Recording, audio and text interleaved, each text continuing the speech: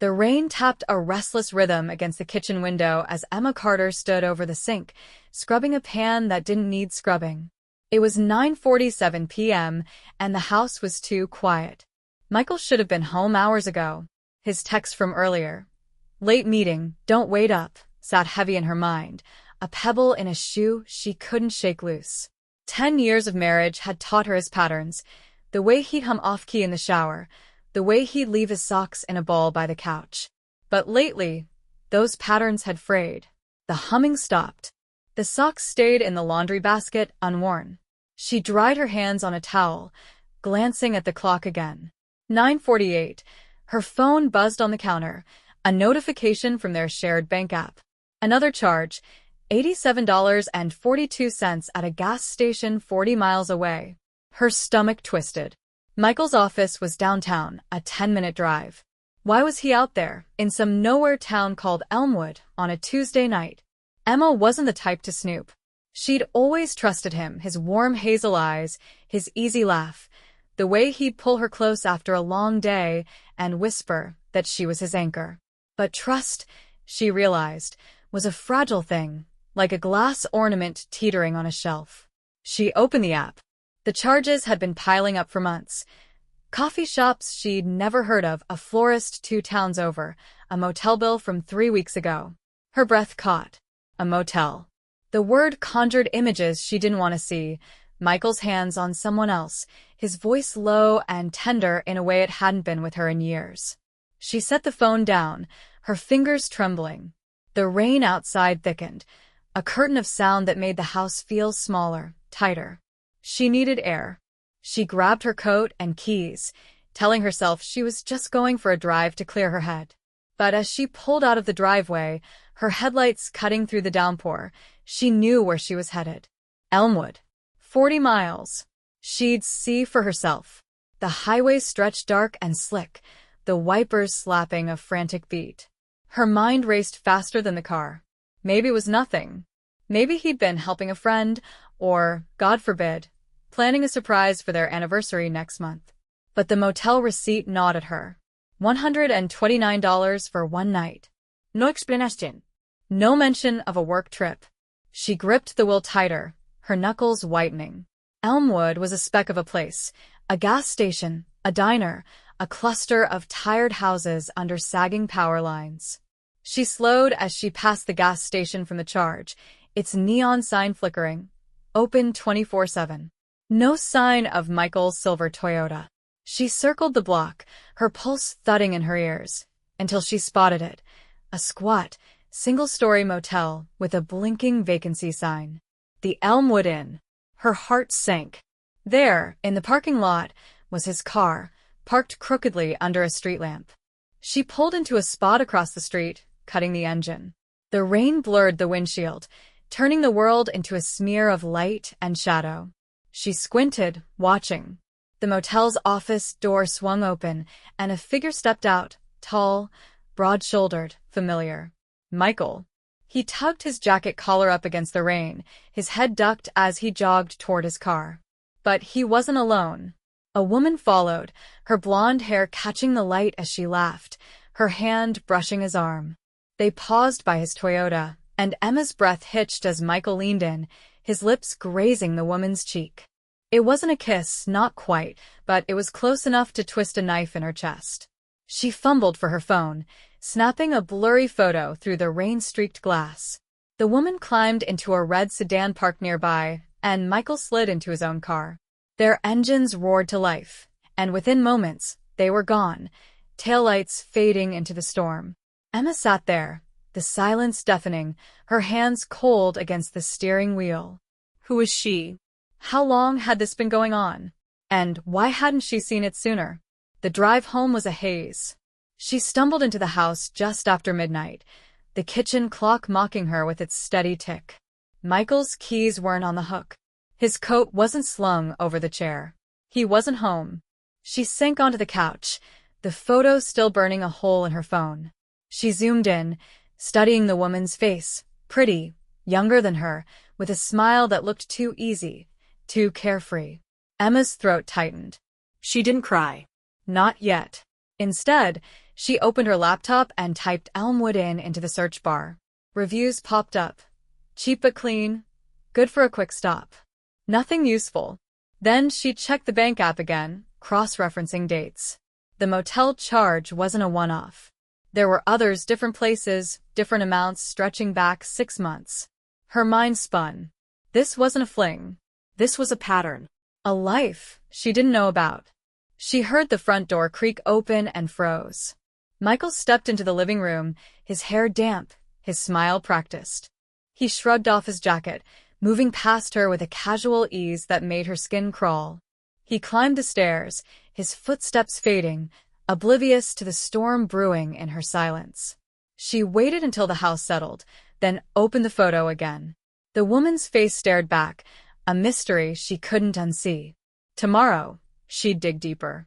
Tomorrow, she'd find out who this woman was and what Michael was hiding. The next morning, Emma woke to an empty bed, the sheets cool where Michael should have been. His absence wasn't new, but it stung sharper now, a fresh wound layered over old scars. She lay still, staring at the ceiling, the image of that blonde woman burned into her mind. The rain had stopped, leaving a gray drizzle that matched the fog in her chest. She couldn't confront him.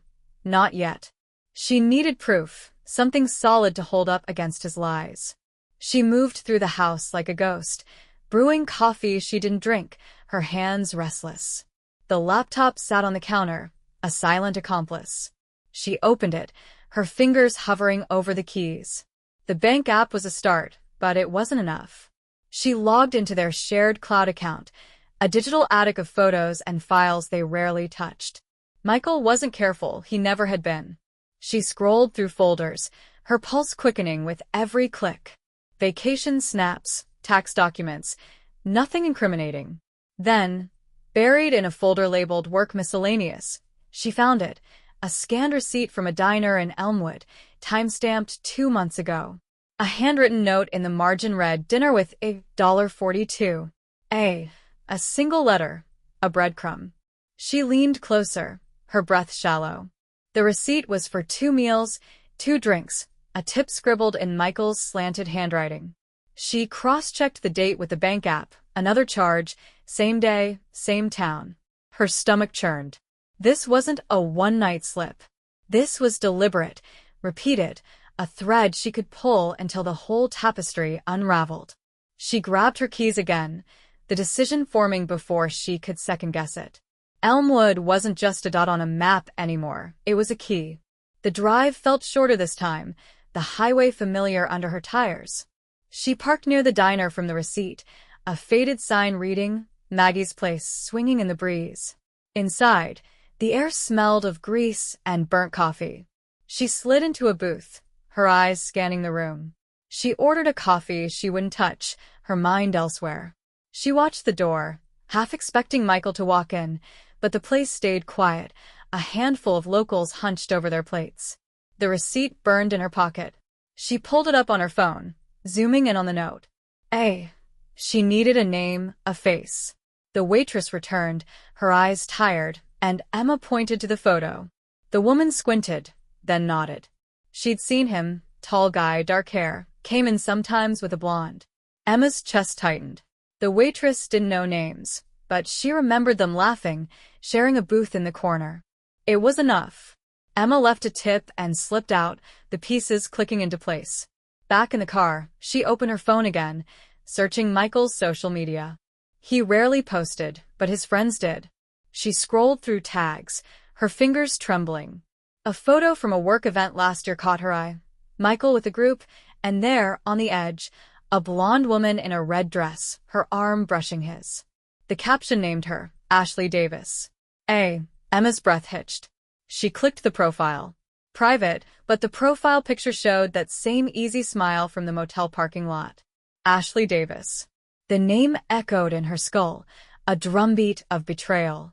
She drove home, the sky darkening with clouds, or maybe just her mood. Michael wouldn't be back until late, another meeting. She had time. She dug deeper, cross-referencing Ashley's name with Elmwood. A public records search turned up an address, 17 Maple Lane, Elmwood. 40 miles away. A house. Not a fling, not a motel room, a life. Emma's hands shook as she wrote it down, the pen digging into the paper. She wouldn't confront him yet. She'd confront her. The address sat on the counter all night, a silent dare. Emma barely slept, her mind spinning through scenarios. Michael laughing with Ashley, his hand on her back, their lives intertwined in ways she couldn't fathom. By morning, exhaustion had hardened into resolve. She showered, dressed in jeans and a dark sweater, and drove to Elmwood again, the road a blur of asphalt and regret.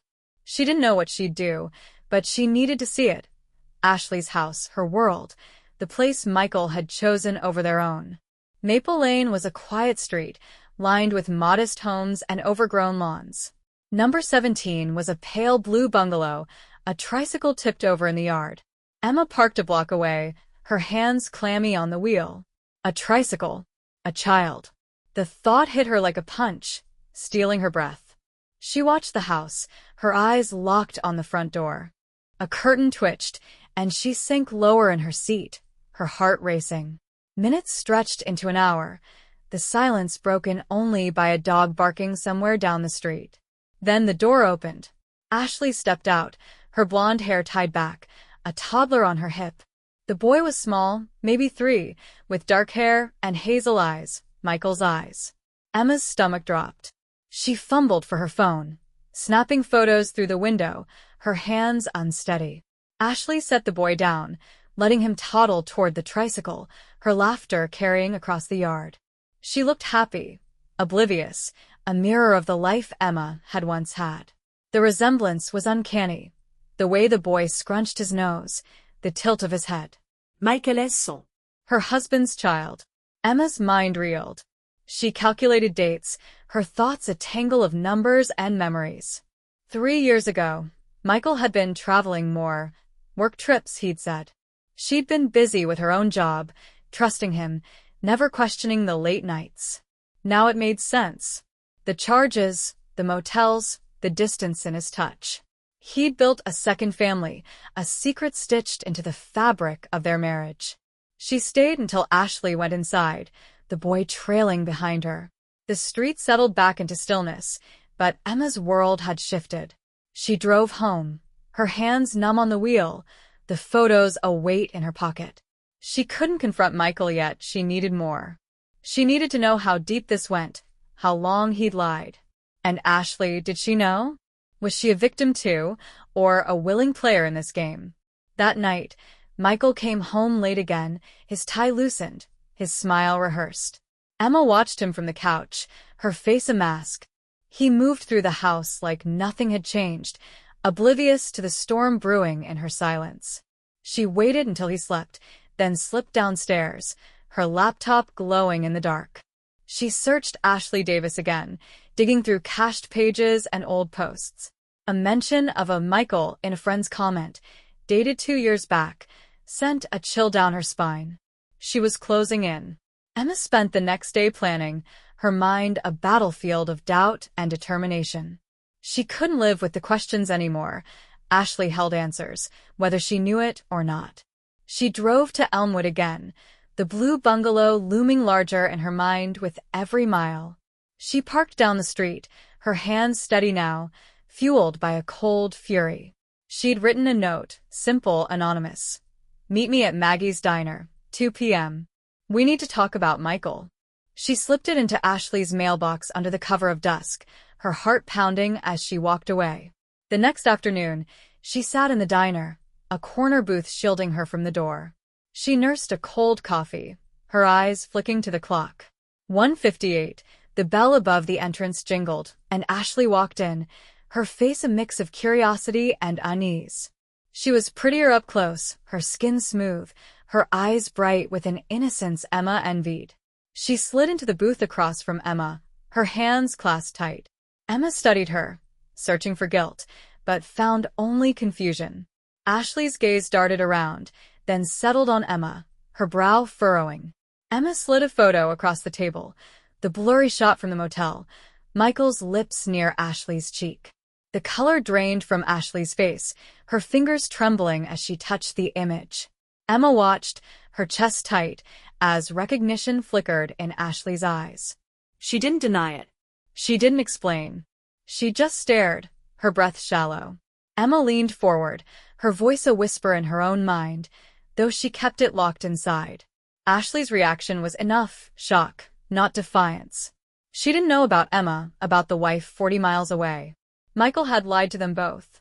Emma pulled out another photo, the boy in the yard, his hazel eyes unmistakable. Ashley's hand flew to her mouth, a gasp escaping before she could stop it. The pieces clicked for her too, the betrayal cutting deeper than Emma had expected. They sat in silence, two women bound by a man's deceit. Ashley's eyes welled up, but she blinked the tears away, her jaw tightening. Emma felt a strange kinship, a shared wound. She slid a napkin across the table with her number scrawled on it. Ashley took it, her fingers hesitant, then nodded. Emma left first, the diner's bell echoing behind her. She'd lit the fuse. Now she'd see where it led. Emma drove home, her mind buzzing with Ashley's face, pale, shaken, but resolute. The napkin had been a gamble, a bridge she hadn't planned to build. She didn't trust Ashley, not fully, but she saw the same hurt in her eyes, the same betrayal carving lines where smiles used to be. Michael had played them both, and that made them allies, whether they wanted it or not. Her phone buzzed late that night, a text from an unknown number. Ashley. She'd sent a photo, a toddler's drawing, stick figures labeled Mommy and Daddy. Michael's handwriting, unmistakable, scrawled in the corner. Emma's chest tightened. He'd been there, in that house, playing father while she slept alone. Another text followed, an address, a date, a time. Ashley wanted to meet again, somewhere private. Emma typed a quick reply, her fingers steady now. She'd go. The meeting was set for a park halfway between their worlds, a neutral ground of swings and benches under bare trees. Emma arrived early, her coat pulled tight against the wind. Ashley came alone. No toddler this time, her face drawn but determined. She carried a folder, its edges worn, and set it between them on the bench. Emma opened it, her breath catching. Photos of Michael with the boy, birthdays, picnics, moments Emma had never shared. Receipts, too, some matching Emma's bank records, others new, a web of spending that tied him to Elmwood. Ashley's hands stayed in her lap, her nails digging into her palms. Emma flipped through the pages, her anger growing with every image. Michael had bought the boy a bike, taken them to a zoo, built a life she'd been blind to. Ashley's evidence spoke loud enough. She'd been collecting it, piecing it together, just as Emma had. They were mirrors, reflecting the same pain, the same questions. Emma closed the folder, her mind racing. They could destroy him with this, expose the lies, unravel his double life. But it wasn't enough. She wanted him to feel it, to see the wreckage he'd left behind. Ashley's eyes met hers, a spark of understanding passing between them. Emma tucked the folder under her arm, her resolve hardening. They'd planned together, strike together. She left the park with a new purpose, Ashley's number now a lifeline. Emma spent the next week in a haze of strategy, her nights filled with texts from Ashley, their plan taking shape. They'd lure Michael to Elmwood, catch him in the act, make him face them both. Ashley knew his routines, when he'd visit, what excuses he'd use. Emma knew his weaknesses, his pride, his need to control the narrative. They'd use it all against him, but this time, they'd go further. They'd strip him of his reputation, his comfort, his illusions, piece by piece. The trap was intricate, a web of deception mirroring his own. Ashley would text Michael, hinting at a special night at the bungalow, suggesting they'd have the place to themselves. Emma would be there, hidden, with a camera rolling. But they wouldn't stop at exposure, they'd amplify it.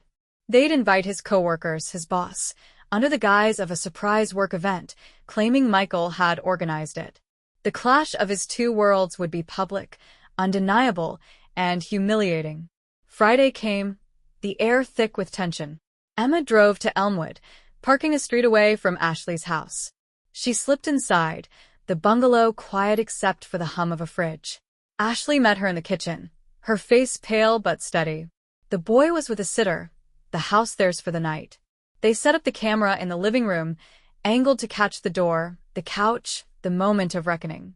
Emma hid in the hall closet, the slats giving her a view of the room, her phone synced to Ashley's laptop for a live feed. Headlights swept the driveway past 8 p.m. Michael's car. He stepped inside, his coat damp from a light rain, his smile lazy and confident. Ashley played her part, leading him to the couch, her hands brushing his arm. Emma watched, her nails digging into her palms, as he leaned in, his lips grazing Ashley's neck. The camera caught it all, the intimacy, the ease, the lie he thought he'd perfected. Then the doorbell rang. Michael froze, his brow furrowing. Ashley stood, her face calm, and opened the door.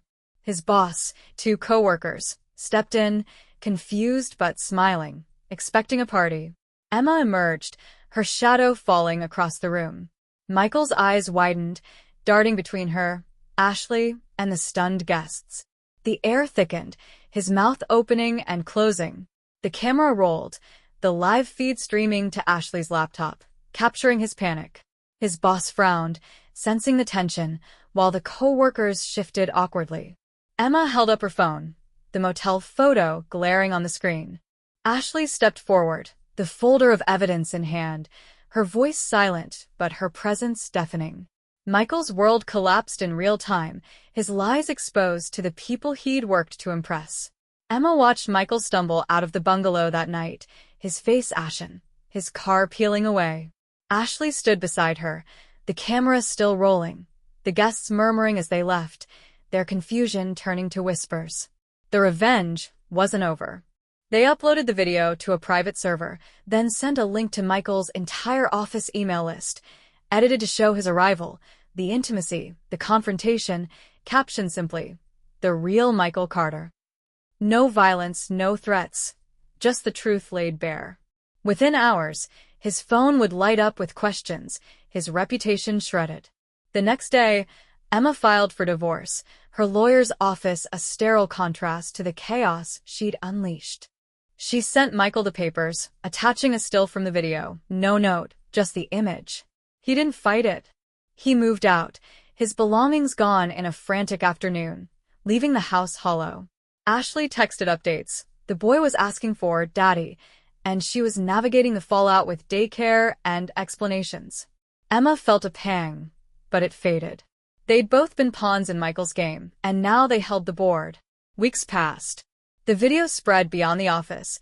Co-workers shared it with friends, and whispers reached Michael's social circle. His LinkedIn profile went dark, his job lost in the scandal. Emma heard he'd moved west, chasing a fresh start, but the story followed him. She sold the house, pocketing half the profit, and rented a sleek apartment downtown. Ashley visited, the boy in tow, his hazel eyes a reminder of the past. They sat on Emma's new couch, sharing coffee and a plan. They'd pool their evidence, sue Michael for child support and emotional damages, draining his savings legally and slowly. Emma rebuilt her life, her days busy with work, her nights with books and quiet victories. Ashley found her footing too, her laughter returning as she enrolled the boy in preschool. They texted often, their bond a lifeline. Michael's name faded from their conversations, but his ruin lingered, a lesson in consequences. Emma felt no guilt, only a fierce pride. They'd turned his betrayal into their triumph, and in that, they'd won.